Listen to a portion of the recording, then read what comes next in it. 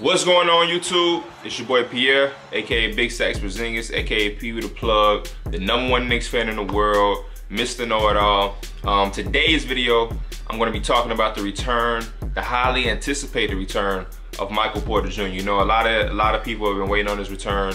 A lot of people didn't know if he would return this year. You know, we were expecting him to return last Thursday, I believe, but he came back just in time for the SEC tournament. And it's going to be a lot of talk after the tournament is done. It's going to be a lot of talk about, will he return for a sophomore year? Will he just forego that and go right into the NBA draft? A lot of speculation and conversation going on. Should he have returned this year at all? Will it hurt him, you know, as far as his draft stock?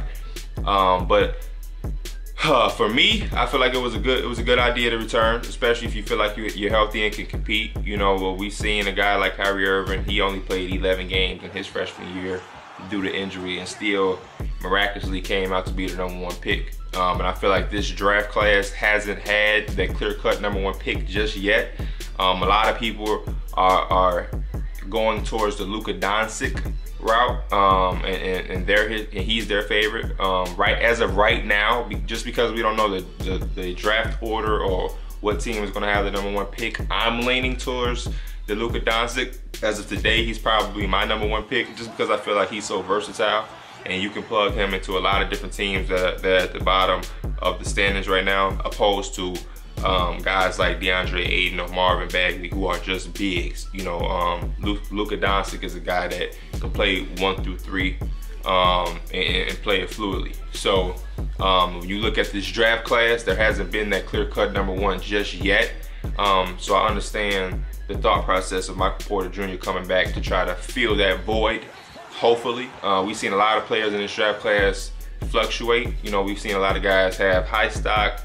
Some of them have dropped. Some of them have gone up super high. They come back down to reality. Different situations. We've seen Trae Young, you know, at a point in time this season was the most talked about player in college basketball. He was looked at as the player of the year, the most outstanding player, the #1 player in college basketball. And then later on, we've seen that hype train kind of slow and go down just a tad bit. So even Marvin Bagley Jr., he had his moment in the beginning of the year when he took off like a rocket and everything was going well, that he kind of came down a little bit. And after him, you know, Ayton exploded up, and then Ayton came down and he's been going up. Mohamed Bamba has had high moments and then lows.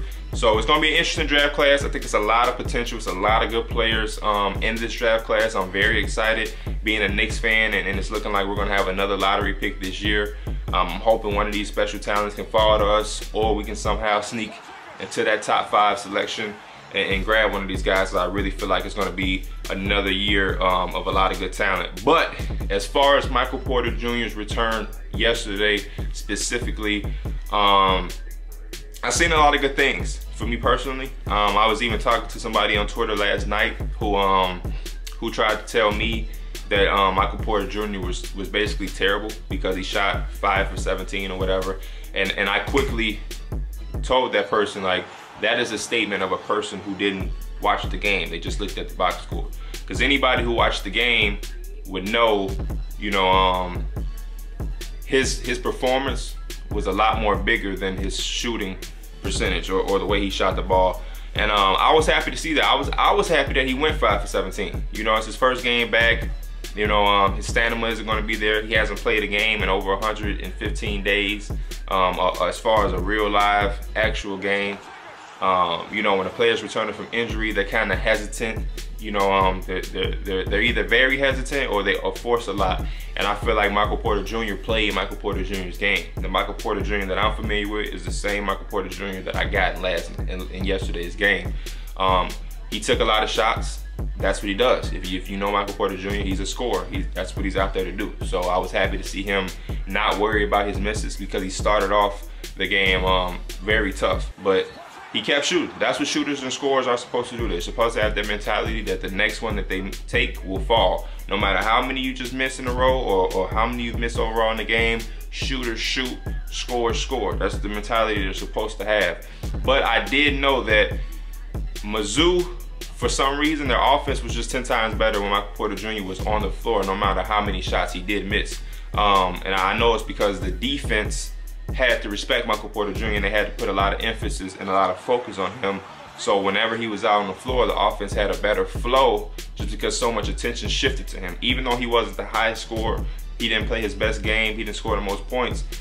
Him just being out there caused the defense that they were playing against to have so much attention towards him that whenever he touched the ball, their initial reaction was to just go towards him, and it kind of opened up the floor for everybody else.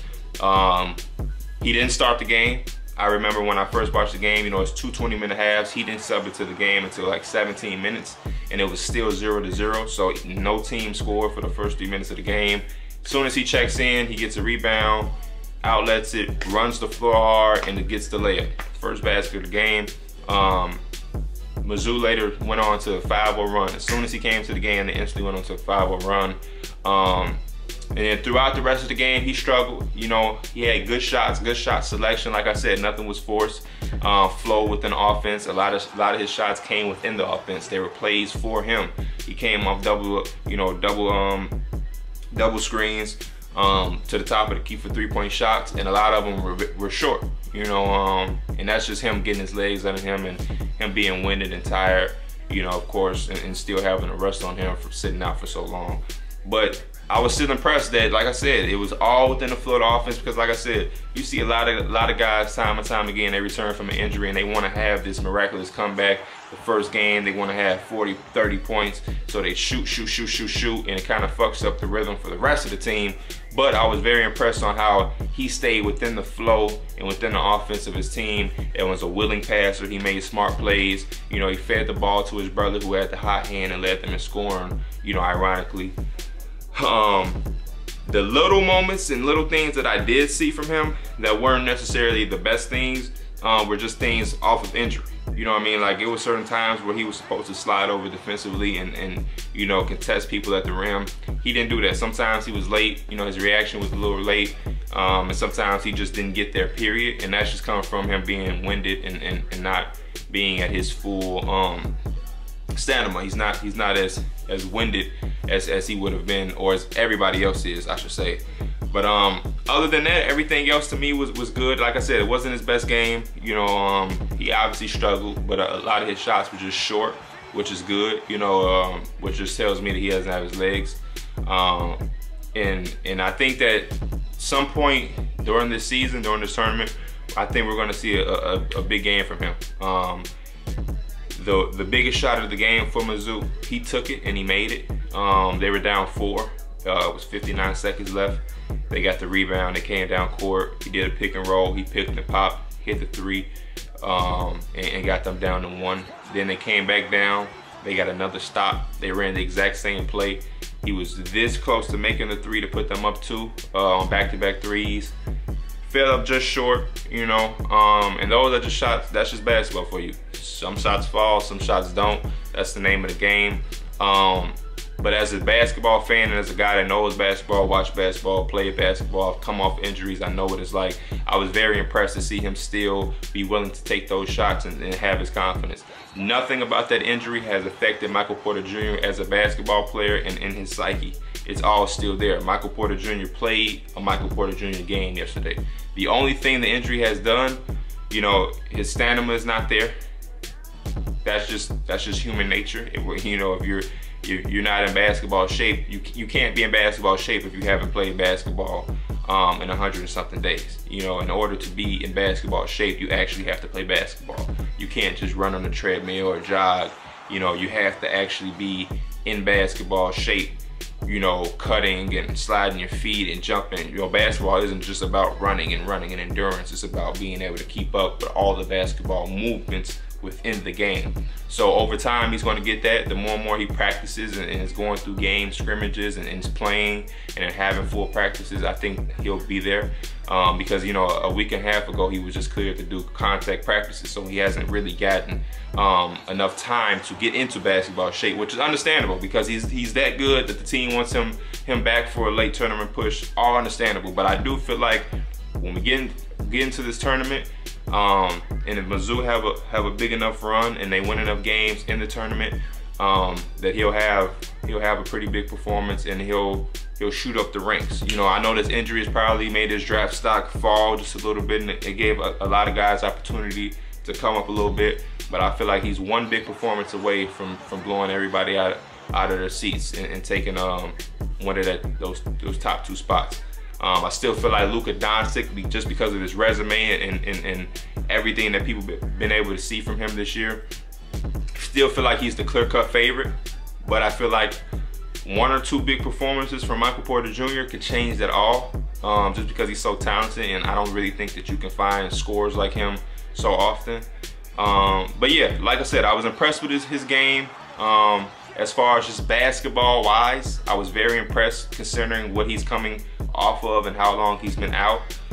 There's still little different things there that I know from playing basketball that is not there just because of the injury. So I'm understanding that and being understanding with his injury. But as far as him as a player, I don't feel like the injury has stopped him or held him back. His athleticism, his entire game, the way he shot the ball was all there. It's just about him getting in shape and getting his reaction back, and that'll just come with time. But if you guys watched the game, you guys went back and watched the game, or if you've seen highlights, or you've been keeping up with it and reading articles or whatever, let me know what you think about this game. Do you think this hurts him for the potential in 2018 NBA draft? Do you think his stock is going to go down because of this? Do you think that scouts are going to like the fact that he's willing to go out there and help his team with only a certain amount of games left to play, and that he's willing to put his draft stock at risk? Do you think that they're going to respect that? Do you think that he has a big game coming? Are you a fan of Michael Porter Jr.? Do you think Luka Doncic is the clear-cut #1 pick? Do you think it's Bagley? Whatever your thoughts are about college basketball or this upcoming NBA draft, let me know in the comments what you think. Like if you're new, subscribe. Thank y'all for watching. Big Stacks out. Porzingis again!